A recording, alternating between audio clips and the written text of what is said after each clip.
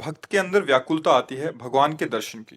क्या ठीक उसी प्रकार भगवान भी अरे वो व्याकुल हो जाते भगवान ही व्याकुलता रूप में आते हैं। भगवान में आती क्या है, भगवान ही व्याकुलता रूप में आते हैं। समझ रहे हो ना? भक्त के हृदय में जो भगवत मिलन की व्याकुलता होती है वो भगवान ही है।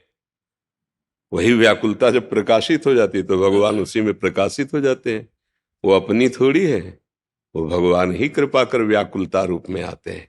जहां परम व्याकुलता बढ़ी, बस उसी समय साक्षात्कार हो जाता है। पर अब व्याकुलता पहले इस बात की हो कि हम भजन भूले ना, प्रभु का चिंतन। नारद जी ने लिखा है, तद विस्मरणेन परम व्याकुलते थे।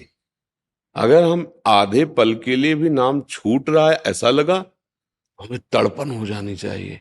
जैसे मछली को जल से अलग करो ना तो प्राण उसके, ऐसे तद विस्मरणेन परम व्याकुलते थे। तदर्पिता अखिलाचारिता तद स्मरणेन परम व्याकुल। सारे आचरण आपके भगवत समर्पित होना चाहिए। श्री कृष्ण अनुकूल लेन, प्रभु के अनुकूल, प्रतिकूल वर्जनम, प्रतिकूल का त्याग और निरंतर नाम जप। तब जो ये व्याकुलता भगवत दर्शन की होती है, ये स्वयं भगवान ही होते हैं। ये भगवत स्वरूप है। जहां वो व्याकुलता हुई तो उसी व्याकुलता में भगवत साक्षात्कार होता है।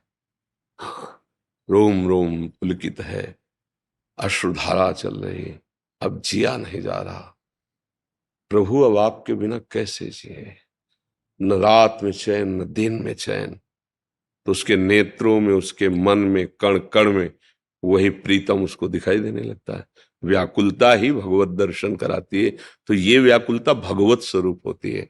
ऐसी व्याकुलता उत्पन्न होती है, सब लोक परलोक की चाह सब भस्म हो जाती है। ब्रह्मादिक के भोग शब विषम लागत ताहि, नारायण ब्रज चंद की लगन लगी है जाए। भगवत दर्शन की लालसा जागृत हुई तो ब्रह्मलोक के भोग भी उसे विष के समान लगने लगे। व्याकुलता का परिचय ब्रह्मलोक के भोग भी। यहां तो मृत्यु लोक के तुच्छ भोग हमें परास्त कर देते हैं। खान पान भोग विषय विलासिता मृत्यु लोक की घृणित, देवलोक की तो और फिर ब्रह्मलोक। लेकिन जो हरि के लिए व्याकुल होता है वो कैसा होता है? बोले ब्रह्मलोक के जितने भी भोग हैं उसे विषवत दिखाई देते हैं।